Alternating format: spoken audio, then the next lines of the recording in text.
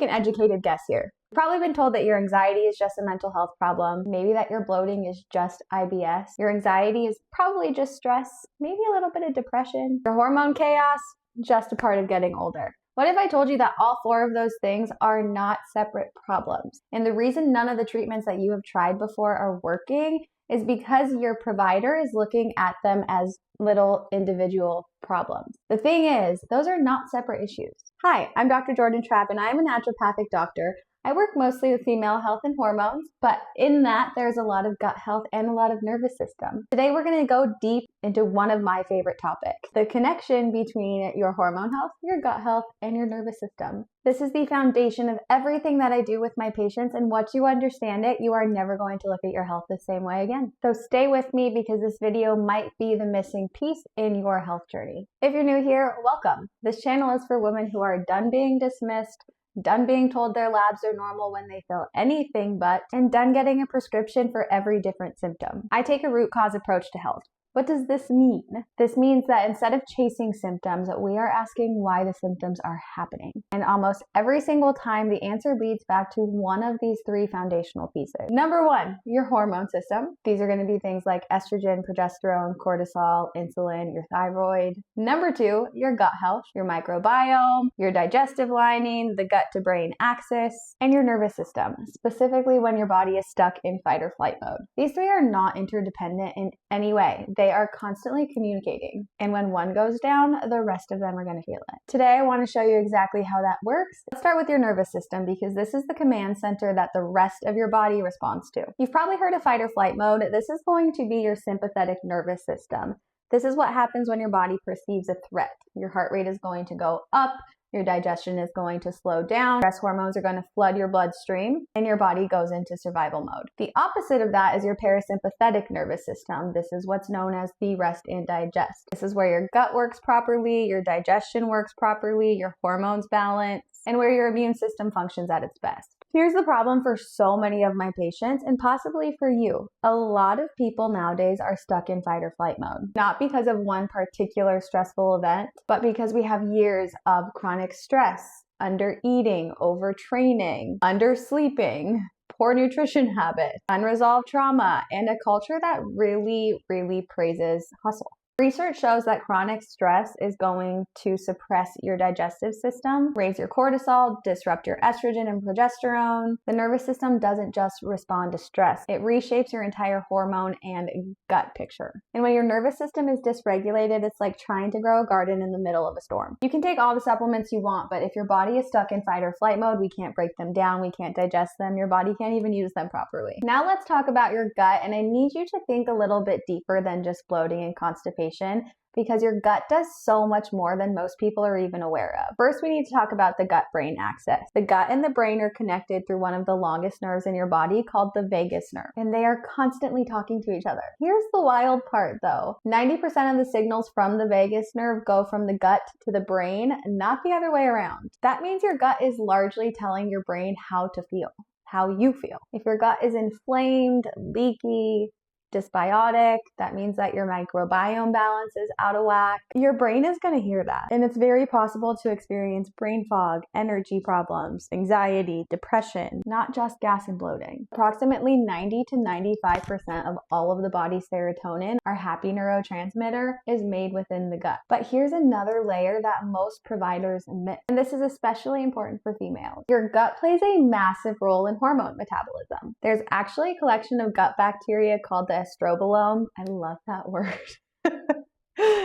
And its entire job is to metabolize and excrete excess estrogen out of the body. When our gut microbiome becomes out of balance from antibiotic use, stress, processed foods, poor sleep, the estrobolome is going to get disrupted. Estrogen isn't going to clear properly, it's going to back up in the blood, and we are going to get signs of what we call estrogen dominance. That's what contributes to heavy periods, PMS, mood swings, weight gain, fibroids, PCOS, breast tenderness, and it even increases your breast cancer risk as a female. So when a woman comes to me with hormone problems, the first place I'm looking is her gut.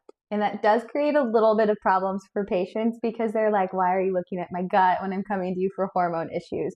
But I promise that's the best place to start. Now let's close that loop because your hormones are going to impact your nervous system and your gut health just as much as your gut health and your nervous system are going to impact your hormones. Let's take cortisol, for example. Cortisol is your stress hormone, and when it's chronically elevated, it is going to slow your digestion. It is going to increase your intestinal permeability, which is what you've probably heard as leaky gut, going to lower your progesterone levels, which is what I refer to as our Bob Marley hormone. It keeps females nice and calm. So when we get a suppression of it, we become anxious, and I see a lot of insomnia in these patients as well. It's also going to disrupt your thyroid function, and it really keeps your nervous system just locked in that fight or flight mode that we previously discussed. Or we can think about estrogen. Did you know that your gut lining also has estrogen receptors? Fluctuations in estrogen, which are totally normal throughout the month, also in perimenopause and menopause, are going to directly impact the gut lining, your gut motility, and your inflammatory markers in your gut. This is why so many women will start to notice that their gut symptoms are so much worse during particular points in the month. That's not just a coincidence. Studies show that estrogen and progesterone are going to directly impact your gut microbiome, the gut diversity, and your inflammation, which is why IBS symptoms are worse during certain times of the month, typically PMS. And then there's your thyroid hormone. Another hormone that kind of just gets caught in the middle of all this. Thyroid hormone is going to affect your gut motility, your nervous system tone, your sex hormones, and your energy production. Hypothyroid can cause constipation, anxiety, fatigue, hair loss. Mine's not from thyroid. And that's not all just because of the thyroid itself. It's because of the downstream effects of the thyroid being wonky. Are you starting to see the picture that I am painting? These are not separate systems. They all work together. Think of them like an orchestra. Today I want to leave you with a framework. If one player is off, the entire thing is going to sound wrong. And just to drive the point home, let me talk you through a picture that I see every single week in my practice. A woman in her 30s came to me exhausted, like bone deep tired, needed to take a nap every single day at work, no matter how much she slept the night before. However, she was also struggling to sleep, so she ranged from like 4 to 10 hours trying to catch up on sleep that she lost throughout the week. Bloating that her doctor said was just IBS. Anxiety that her doctor said was probably related to depression, tried to give her an antidepressant. Gaining weight specifically around that midsection, and she was repeatedly told that her blood work was fine. Sound familiar? Maybe that's you, maybe that's someone you love, so listen up. Here's what I see when I hear all of that. Chronic stress has very likely dysregulated her nervous system. The years of chronic stress have probably disrupted the gut lining, and we're probably looking at a picture of gut dysbiosis, leaky gut, and quite a bit of inflammation. The disruption in her gut has likely caused problems with estrogen clearance, so we're starting to get that estrogen dominant type picture. Estrogen dominance is suppressing her progesterone, can't sleep, can't calm down, can't lose weight, and the gut inflammation is probably sending signals to the brain that are causing anxiety. So where do we start? The gut. Always the gut. One root, multiple symptoms. And it's very difficult when you're working with the conventional side to get someone to look at all of it together. It's in their names. Cardiologist, endocrinologist, nephrologist, gastroenterologist. They all look at one specific system, and they are not all collaborating to see how they are impacting one another. This is why the medical model fails so many females. Men, you too probably, but sorry, I specialize in women's health. And it's not that the doctors are bad people. It's not that the conventional model is wrong inherently. I do my best not to fault the conventional side because they only know what they're taught, right? We are taught to see everything as one big picture. They are taught in their specialties. So I don't fault them for that. And I 100% think that there is a time and place for conventional medicine and naturopathic medicine. And I think in the future models, there's a nice way for all of us to integrate together. That was an aside, sorry. So what can we do about this? Not a quick fix, but a way of thinking about your health that will probably serve you for life. When we're trying to address any chronic health issue, I need you to ask yourself 3 different questions. Is my nervous system stressed? Am I stressed? Am I stuck in fight or flight mode? Am I sleeping? Am I breathing? Am I recovering? Those are all one question. Question number 2, is my gut healthy? Am I having daily bowel movements? Am I having daily gas or bloating?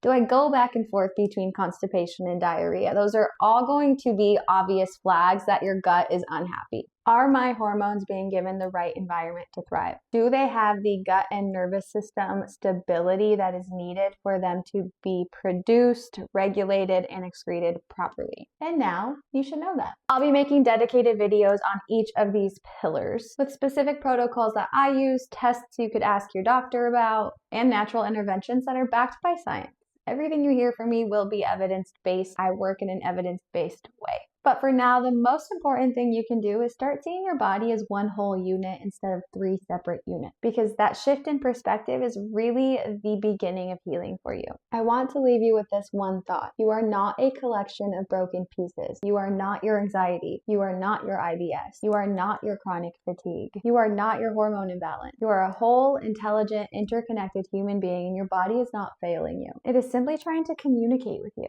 The exhaustion, the bloating, the mood swings, the anxiety, these are not signs that you are weak or that there is anything permanently wrong. These are signs that your body has been under too much pressure for too long and it might need a little bit of a break. And the beautiful thing about understanding your hormones, your nervous system, and your gut health is that there are things we can do. When you support one, you are actually supporting all of them, and I think that is the most beautiful thing in medicine. Healing is not as complicated as it has previously been made out to be, and I am here to show that. If this resonated with you, please hit that like button. Please subscribe. I want this channel to reach all the ladies that it needs to. If you have any questions or you just want to say hi, drop your comments below. I love hearing from you. Bye guys.